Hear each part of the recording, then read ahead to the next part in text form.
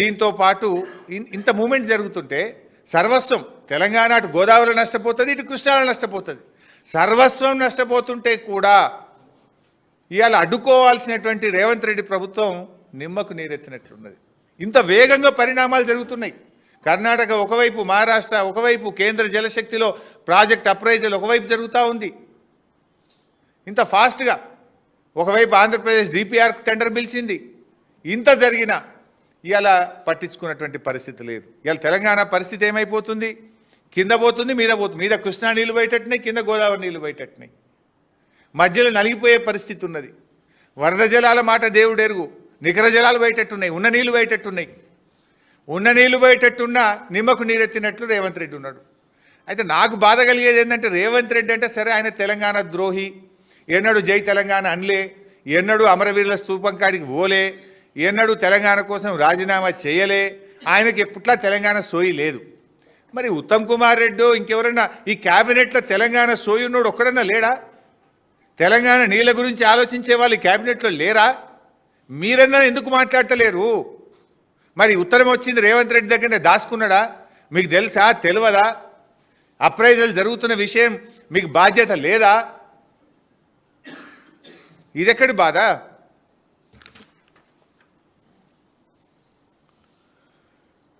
ఇవాళ ముందు నుంచి చెప్తున్నాం మేము. ఆ రోజు ఢిల్లీ మీటింగ్ అప్పుడే చెప్పినాం, అపెక్స్ కమిటీ మీటింగ్ అయితేనే వెళ్ళాలి, మీరు ఉత్తుత్త మీటింగ్లకు పోవద్దు, పోతే బుక్ అయితే తెలంగాణ, నష్టమైతే తెలంగాణ అని ఆ రోజు మేము హెచ్చరించినాం. ఏం చేసిండు రేవంత్ రెడ్డి? నేను మీటింగ్కి వస్తలేదని రాత్రి ఉత్తరం రాసిండు. రాత్రి మళ్ళీ అర్ధరాత్రి ఏమైందో తెలియదు కానీ పొద్దుగాలేసి ఢిల్లీ విమానం ఎక్కిండు, పోయిండు, మీటింగ్లో కూర్చున్నాడు. సాయంత్రం ఏమో మీటింగ్ పోనన్నాడు. పొద్దుకి మరి ఏం జరిగిందో తెలియదు కానీ పొద్దుగాల విమానం ఎక్కిండు, పోయిండు, ఢిల్లీలో మీటింగ్లో కూర్చున్నాడు. మీటింగ్లో ఒకవేళ బయటకు వచ్చినాక ఏమన్నాడు?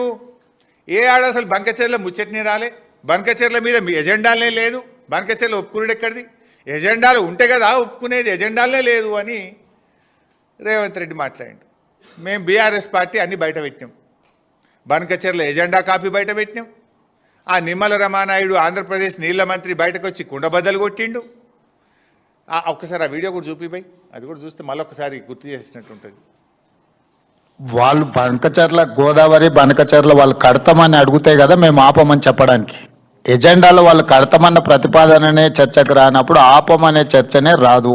ఏదైతే ఈ యొక్క కృష్ణా గోదావరి ఇష్యూస్, అదేవిధంగా పోలవరం బంకచెర్లకు సంబంధించినటువంటి ఈ యొక్క రెండు సబ్జెక్టుల మీద కూడా మరి ఇటు టెక్నికల్ అదేవిధంగా అడ్మినిస్ట్రేటివ్ ఆఫీసర్స్తో కలిపి, ఎందుకంటే ఈ కమిటీ ద్వారా ఒక బేసిక్ మెకానిజం ఏదైతే ఇన్వాల్వ్ మరి బిల్డప్ చేసుకుని ఒక రోడ్ మ్యాప్ని ముందుకు తీసుకెళ్లేటువంటి విధంగా ఈ యొక్క టెక్నికల్ అదేవిధంగా అడ్మినిస్ట్రేటివ్ ఆఫీసర్స్తో కలిపేసేటువంటి ఈ కమిటీ కూడా పెద్ద కాలయాపన లేకుండా రేపు మండే లోపుగానే ఈ కమిటీని కూడా ఏర్పాటు చేసుకుని ముందుకెళ్లాలని చెప్పేసి కూడా నిర్ణయం తీసుకోవడం జరిగింది. The Centre has decided to constitute a high-level technical committee to examine concerns around the Polavaram-Bankacherla link project and other pending interstate water issues between Telangana and Andhra Pradesh.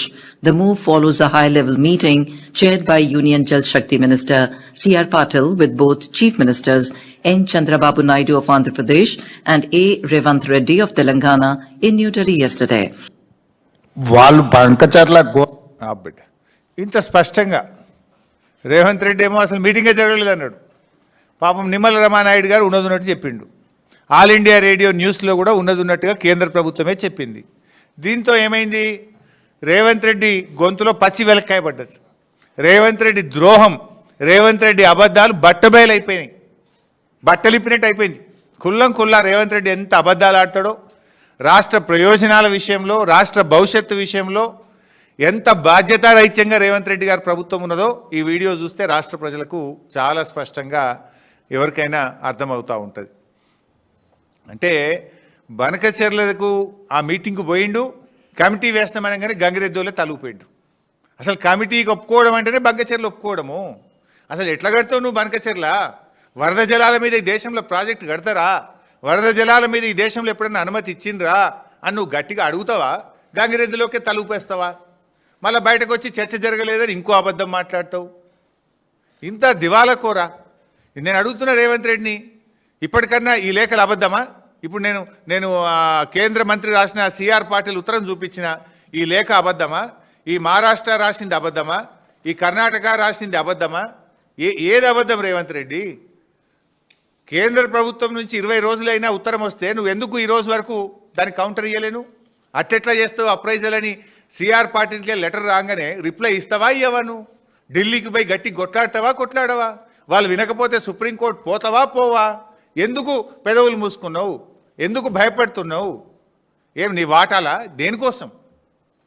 Why are you mum? Why are you not protecting the interest of the state?